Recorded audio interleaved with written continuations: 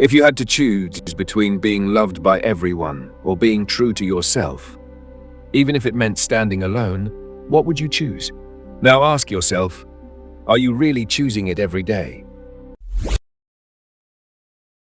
At 19, Madison was everyone's favorite. She was the perfect girl, top student, helper at church, polite to strangers, always smiling, never arguing. But here's what no one saw. Madison had mastered the art of disappearing inside herself to make others happy. If someone was upset, she apologized, even if it wasn't her fault.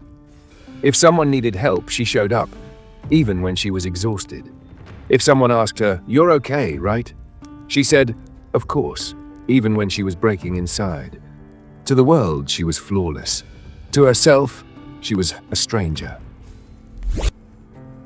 It all began to fall apart in her second year at university. She had joined 5 clubs, volunteered every weekend, helped classmates finish their assignments, always said yes. Then came the call. Her father was in the hospital, stroke, serious. Madison panicked. She emailed her professors, missed 2 exams, and rushed home. But instead of support, one of her so-called friends texted, "You could have at least told us you'd bail, selfish." That broke something inside her. She had given everything to be liked, and still, it wasn't enough. The hospital was quiet. Her dad, once loud and strong, lay silent, tubes humming beside him. For the first time in years, Madison sat still.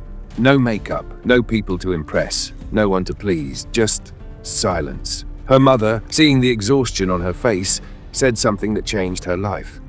"You know, trying to be everything for everyone is the fastest way to become nothing for yourself." Those words echoed. Later that night, Madison stood in front of the hospital mirror and asked, "Who am I when no one's watching?" And for the first time, she didn't have an answer. The breakdown that became a breakthrough. Back at school, things got worse before they got better. She started saying no. She quit 2 clubs. She told a friend she couldn't help with a last-minute paper. She stopped answering every message instantly. And just like that, people got upset. The approval she craved vanished, but what replaced it was peace. She cried some nights, felt guilty others, but with every no she said to the world, she was saying yes to herself. She began therapy, learned to set boundaries, discovered music she loved, not the one her friends loved. She made fewer friends, but they were real. She began to recognize her own voice. Months later, she gave a short talk during Mental Health Awareness Week. She stood in front of 200 students and said, "I spent years being who you liked. Now I'm learning to be who I love." Silence, then applause, and tears, some her own. Afterward, 3 girls came up to her. One whispered, "Thank you. I thought I was the only one." That's when Madison realized she hadn't lost herself. She'd been buried under approval, under expectations, and she had finally dug her way out.